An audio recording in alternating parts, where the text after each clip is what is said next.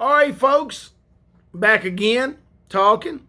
I've had several people ask me another thing about and like competitiveness in a hound and ways to get it out and stuff like that. Right there, what stuff to do. A lot of guys will tell you like with the competitiveness or aggressiveness to solo them, brace them. I think that settles them down some, but to get that out of them, that's the same way if you've got an aggressive kid in football, baseball, or whatever else. If you take that out of them, what have you? What have you really got?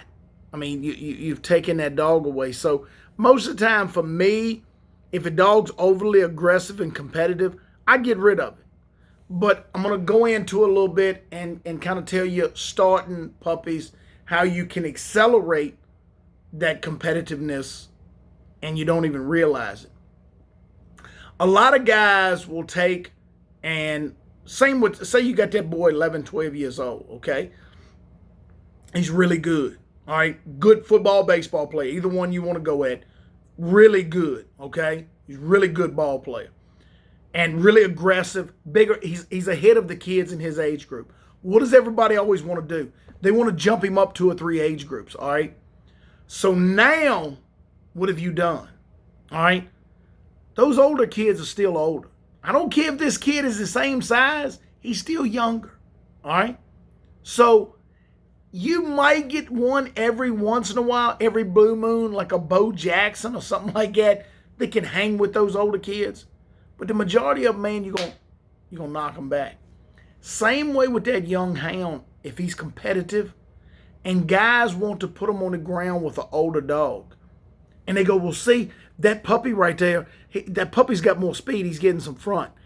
You're not doing that puppy any good. Solo that puppy and let him learn the right way at his speed. This is what I try to tell guys all the time.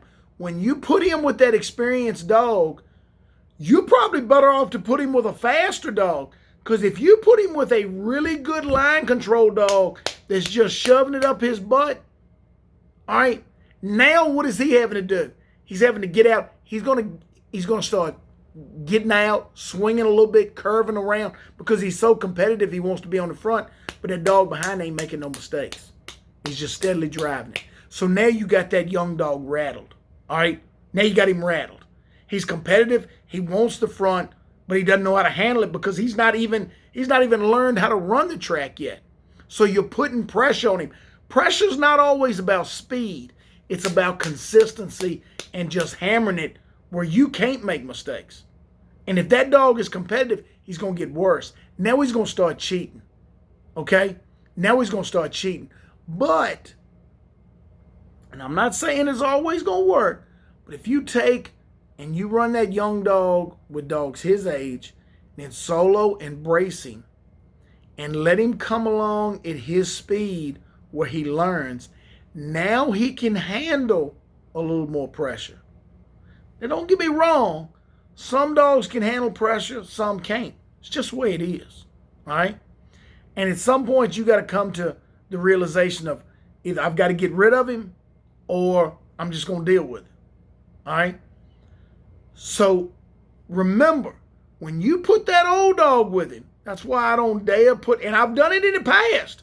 I have ruined some good young dogs, all right? And people always think, okay, well, this older dog is slow. So, slow compared to what? Slow compared to your other broke dogs, all right? But he's still got a ton of experience. So it's hammering right there and just keeping pressure on your young dog. Now your young dog, one of two things. He knows he's got to start swinging and or he's just going to be a Me Too dog and he's going to follow. All right? Well, this older dog's got it. Just follow that one and I got it. I'm here. I'm just here. I'm not learning. I'm here. So that's what I try to tell guys all the time. Wait a while before you put an older dog with your pups. Let your pups learn. Let them be puppies. Let them be puppies and learn at their speed. Then as they come along, then you can start putting a little pressure on them. All right?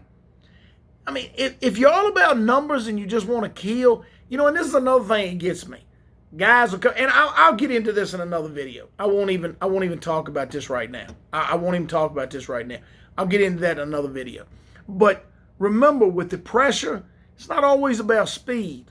It's about that dog with experience that's just hammering right there behind and just and get your young dog rattled.